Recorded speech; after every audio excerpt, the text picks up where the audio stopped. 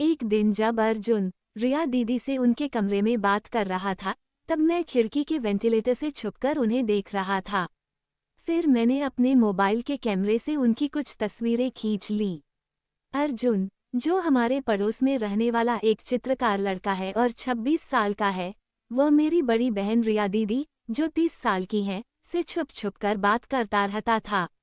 यह मुझे पता चल गया था, इसलिए फोटो खींचते समय मैंने पूरी सावधानी बरती थी, जैसे मोबाइल को साइलेंट मोड पर रखना और कैमरे की आवाज़ बंद करना।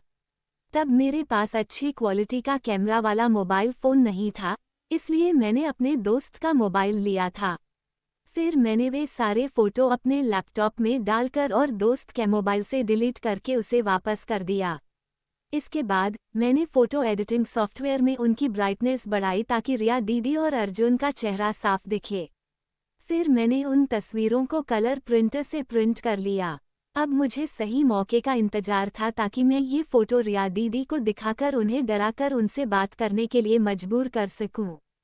मैं ऐसी स्थिति का इंतजार कर रहा था जब अर्जुन शहर में न हो और रिया दीदी घर में अकेली हों। मुझे डर था कि अगर रिया दीदी को पहले ही पता चल गया कि मुझे उनकी और अर्जुन की सच्चाई पता है, तो वह अर्जुन को बता देंगी और वे मुझसे फ़ोटो डिलीट करवाने की कोशिश करेंगे। लेकिन मैं हर वो कोशिश करता रहा जिससे उन्हें पता न चले कि मुझे उनके बारे में सब कुछ पता है। फिर करीब 3 महीने बाद, मई 2025 में, मुझे वह मौका मिला। अर्जुन 10 दिनों के लिए अपने गांव गया हुआ था और रिया दीदी घर पर अकेली थीं। उस समय मेरी मां को भी कुछ दिनों के लिए रिश्तेदारों के पास जाना पड़ा था और पिताजी अपने काम से बाहर गए हुए थे। अब मुझे रिया दीदी के साथ अकेले रहने का सही मौका मिल गया था।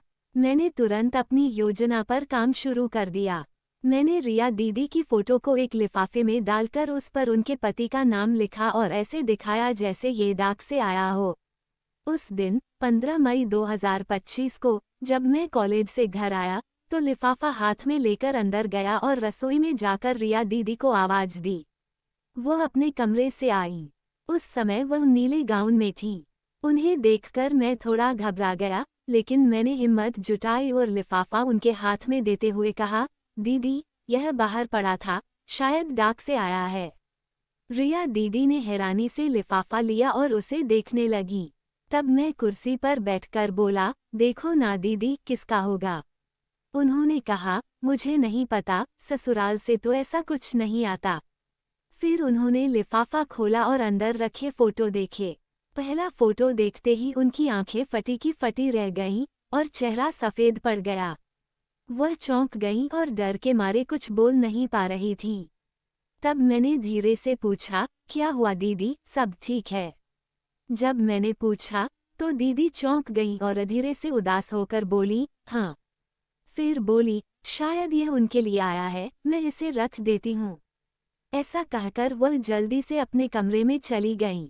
उनके जाने के बाद मुझे थोड़ी राहत मिली। मैं सोच रहा था कि अब आगे क्या होगा। दीदी ने फोटो देख लिए थे, अब उनकी प्रतिक्रिया कैसी होगी। मेरे मन में कई सवाल घूम रहे थे। आखिरकार फोटो उनके पास पहुंच गए थे और अब जो होना था वह हो चुका था।